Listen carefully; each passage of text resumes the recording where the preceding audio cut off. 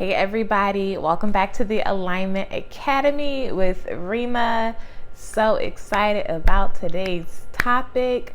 And just a few moments ago, maybe like an hour ago, I was called to watch a YouTube video from one of my favorite leaders, authors, like spiritual mentors, and I got so hyped and excited, and I was like, wow, this video is so impactful. And then I started thinking about the first book written by him called The Ancient Healing Wisdom of Africa. And then I was just thinking about all the books that definitely like next level completely changed my life, and I was like, someone could probably benefit from these books as well. So I want to make a video about 5 books that really helped me step into my power. It really helped me in my growth journey. It really helped me in my inner work journey. It really helped me just reach new levels and next levels in my life. So let's talk about these books and just a little bit about who I am and what I do. I help women who feel stuck, who feel unfulfilled, who don't feel in their power, who feel anxious and tired and overworked. I help them completely transform their life into their most empowered life, their most confident life, their most luscious, easeful, juicy life. And I guide them through that potent transformation. So if this resonates with you, make sure you like and subscribe. And also, if you would like to work one-on-one together, I am open to that as well. I will leave an email below in the caption in the comments. But let's jump into it. Let's talk about these books. So first, I want to talk about the author in the book that I was just talking about. And this book is called The Healing Wisdom of Africa. So I'll put it right there. In this book, honestly, this book is so transformative. And I'm going to be honest, this book almost to me feels a little advanced. So if you've been doing personal development, inner work, or even a spiritual journey, a religious journey, like you're just on this journey of going deeper into yourself and your true self and your true calling, and you've been on that for a while, I would highly, highly, highly recommend this book. If you are in the beginning of your journey, this book might be a bit much. You might be like, what the heck is he talking about? But the subtext here in the book says, finding life purpose through nature, ritual, and community. And when I think of this book, I think of this book as like medicine that modern society needs. Because when you look at today and you just look around, I mean, look at the rates of people who feel sick mentally, physically, emotionally, spiritually, in every way. People are just like so overworked, so anxious, having all of these different diseases or like diagnoses or the norm in many cities. And when you look at that, it's like, is that normal? Like, is that how we've existed in the past for thousands, for millions of years? Probably not. Like, something today is distorted, like something's off. And I feel like the wisdom that Malidoma brings to this book, ancestor Malidoma that he brings to this book, is just like the medicine that we really need in today's society, especially when it comes to community. The first thing that's come into my mind when I think of this book is community, because the way they approach community in his culture, the Dagara culture, is next level. I mean, everyone feels so seen, so supported before they're even born. Like when they're in the womb, they just have a next level technique and way of being when it comes to community. And it's really like no person is left behind, no person is sick. Like that sick person is going to be healed. And the way they just you have to read the book to fully understand. But the way they approach community, I feel like modern society could benefit from it so much, because I'm sure a part of the reason why so many people are sick today is because of a lack of community. People feeling lonely from birth, probably, you know, not really having the support that they needed from their family, from their entire community. And one of my mom's favorite sayings is that it takes a village to raise a child. So this book really just dives into that times 1,000. Like it's such next level. And something else this book really touches on that I love is initiation, and how that is a part of so many different cultures, but it's really a core part of you diving deeper into yourself. And it's so interesting, the way that he describes it is, when it comes to initiation in modern society, since we don't have a ritual, a container for initiation, so many people go through initiations for years. Like, think of those years in your life where you've been through 2 years, 7 years, 10 years, whatever it was, where it was really just like so many hardships on top of hardships on top of hardships. And that might have been your initiation. But in the culture that he is from, it's more intentional. It's an intentional initiation that guides you into adulthood. And the way they approach elders in this community is so beautiful. When you think about elders in modern society, it's like so many people kind of just like discard them or put them in elderly homes. Like, their wisdom, their life experience, their knowledge, their healing powers, their power in general is not really being used. But the elders in this community, I mean, like, they're the guides, they're the spiritual guides, they're the emotional guides. They bless people. It's such a huge honor and respect to be an elder in this community. And it's like, it's crazy when you think of how we approach elders here, and even how we approach aging. Like, I'm in my 30s now, and so many people in their 30s feel old in the way they talk about it. And I'm just like, what is going on? Like, the math is not mathing. It does not make sense. But this book is next level. And also the way I feel like I can't even talk about this too much without giving away any spoilers in the book, but the way they talk about nature and the healing powers of nature, it's so next level.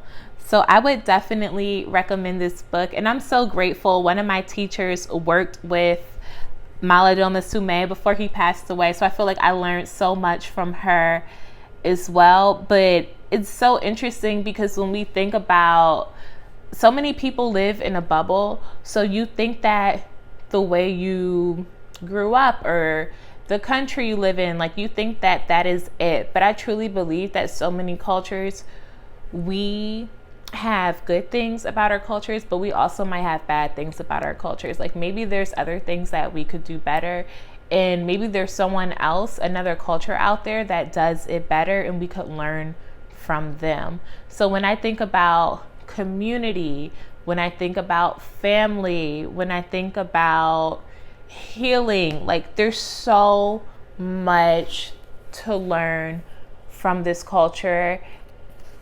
What does this say? Okay, this is an affirmation. I guess I had it in there. It's a book holder, and it says, I no longer dim my light to make others comfortable. My light shines regardless if it's received or not. I love that. I no longer dim my light to make others comfortable. My light shines regardless if it's received or not. And this is actually from one of my teachers, I See You Wellness. Definitely check out her site. She has beautiful, beautiful products and a beautiful, beautiful community. I'll also link that below as well. But I feel like this wanted to be read. I don't know, the way it popped out. But when it comes to learning from different cultures, I mean, this is truly like, this book is literally medicine for your life. And I feel like if you implement some of these techniques into your life, in even this just came to me as well, the technology that this culture have, it's so interesting too, because they have technologies, but they might call it more like spiritual technologies. Modern science and physics and all of these things are now proving what these people have been doing for forever, for thousands of years. I don't even know how long, but they've been doing stuff for so long. And now modern science is like, oh, this equation or this thing is real. But older cultures like this are like, well, duh. Like, what are y'all talking about? This isn't a new thing that you're inventing or discovering. Like, we knew this for years. So much wisdom in this book. Definitely read it if it calls out. But like I said, it's a potent book. It might be a lot. You might be like, what did this girl recommend? And then, all right, so next book. So the next book is, let's do Lady Balls, because I just finished this one. So Lady Balls is by Mina Irfan. And this one, How to Become Savagely Successful in a World Addicted to Suffering. This one is for all the girls, point blank period, read it. If you want to live your best life, and just like how the subtitle says, if you want to be savagely successful in a world addicted to suffering, then you need to read this book. It talks about everything from boundaries to relationships, manifesting. It's kind of like a blueprint. It is so good for women. And I feel like all women, even if you're super young, if you're a girl, you could probably read this as well. But if you're on your inner work journey, your transformation journey, you're reaching next levels, you know that there's more that you want to do in life, more that you want to be, and you're not trying to do it the I gotta work hard to make all this money type of way, this is your book. Because this channel is not about that. This book is not about that. And it is just such a juicy, beautiful book. And I just finished it. So I'm like, this needs to be in the YouTube video. And then we have, okay. So we have I Feel Your Pain, a 7-step survival guide for empaths, intuitives, and highly sensitive people. So this book, in my opinion, is a must read if you are first of all, if you are an entrepreneur and you're in the coaching business, some type of life coach, wellness coach, like you're working with other people one-on-one, I feel like this is a really important book to read, because you have to be really mindful about your energy and their energy and guiding them, but then also making sure you're not taking on their energy in an unhealthy way. And this book dives deep into that so much. And basically this book, so the author of this book, she's really powerful and really intuitive. Maybe like a lot of people, I don't know if she considers herself like psychic and all that, but a lot of people would definitely say that. And her gifts were kind of getting in the way of her living her best life, like trying to go to the supermarket, just, trying to do all of these things. It was getting in the way, and there was no guidance, no like wisdom or container on just like how to make that a superpower and not something that continues to get in the way of your everyday life. And if you consider yourself sensitive, so I'm all of this stuff, like I'm highly sensitive, like I'm very intuitive, and you want to make all of those things your superpower and not have it get in the way of your life, this book is next level. This book literally changed my life at a time where that part of me was growing stronger and stronger, and I was like, what the heck is going on? And I didn't have the tools to really manage it. And this book like fell into my lap, and I was like, oh, thank you, God. Because this book is everything. But I truly believe that everyone is intuitive too, especially if you're a woman. Like that's all of our superpowers. So as you dive deeper into yourself, even if you're listening to this and you're like, yeah, that's not me, like I'm not sensitive, or I'm not an empath or intuitive, if you're a woman, every human period has connection to their intuition. It's just a muscle. It's like going to the gym. If you've never worked out before, then you don't have any muscles, you're not strong. If you never listened to your intuition before, then you're not strong in that part of your life. But every human has access to it, and if you're a woman, it's heightened. So as you go deeper into your journey, your inner work journey, it's going to come out more. And if it starts coming out a lot, or you just want to find different techniques and ways to listen to your intuition, this is also a good read.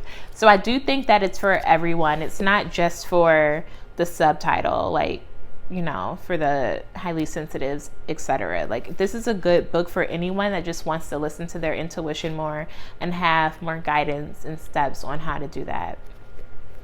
Yes. So then the next one, so this is, I'm going to link all these books below as well. But this is Women Who Run with Wolves. And this book, the subtitle, Myths and Stories of the Wild Woman Archetype. So clearly there's a theme going on. Like, I have all these books just about, like, it's for my page. It's for the girls. But this is so good. I think men can also read this book too. Maybe if you have daughters, if you have children, it's really good. But this book is next level. So something that this book actually touches on is the power of stories in cultures, just like being raised with different stories, because it accesses a different part of your psyche where you can retain information in a different type of way. So they go deep. I forgot about that part. They go deep into like the power of stories and like oral traditions and just passing down stories in a culture.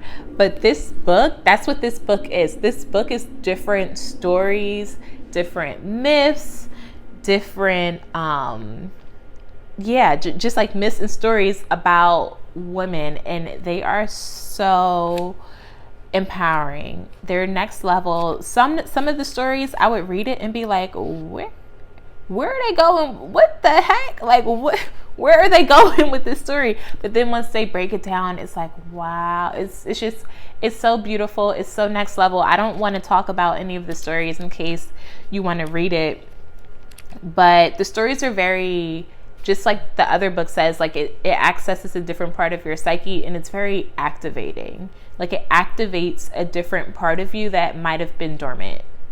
So if you're trying to be activated, step into your power a little bit more, a lot more, I would highly, highly recommend this book. I feel like everyone should read this book who's like, once you hit adulthood or like young teenager, like 16, like it should just be like a must read.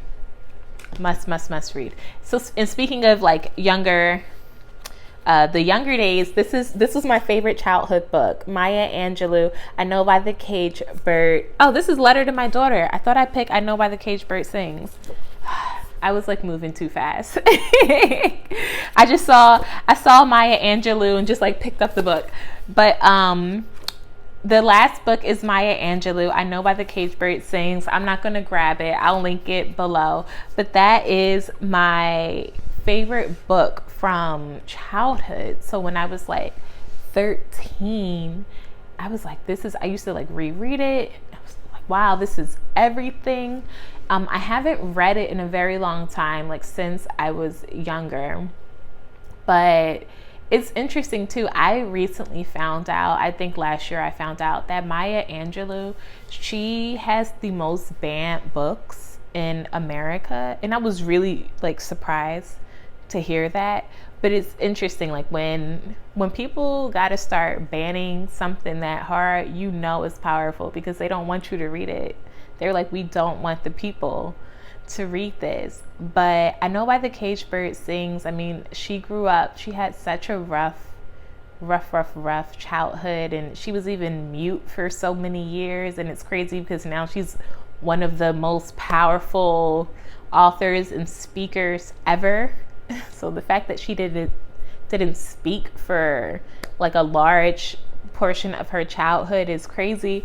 But it really, I think the reason why I related to it so much is because I saw at a young age some of the hardships that I've been through as a child as a superpower. It kind of changed my perspective as a young age. So instead of seeing some of the hard things I've been through or some of the hard things I witnessed as a negative thing, I was like, oh wow, like this is my superpower. That's kind of what Maya Angelou did. And I feel like that's really important for anyone. You know, sometimes we look at some of the things that we've been through as so negative. And of course, like, hard things happen to people and we have to experience grief and we have to, you know, go through our feelings and feel it. We can't just ignore it.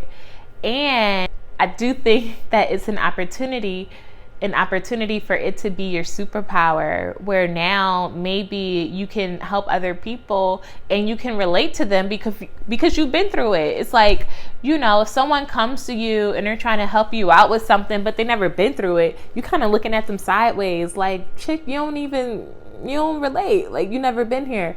But the fact that you've been through hard things is like, yeah, I'm on the other side now, and now it's my superpower. Because if I didn't go through that, I wouldn't know X, Y, and Z. So I highly recommend that book, I Know Why the Caged Bird Sings. And that's my last book. Yeah, I felt called to come on here today and to talk about books. I think that books, I mean, it couldn't be a cheat code. Like, you're learning from people who've already been through it. You're learning from different cultures. It's such a profound thing to do. And I think that these books have definitely helped me. It's so funny that I grabbed the wrong Maya Angelou book. But these books have really, really helped me enter new levels in my life. And yeah, let me know below, like, what is that book for you that just helped you change the game, that helped you reach the next levels in your life. And yeah, I look forward to talking to you all in the next video. See you.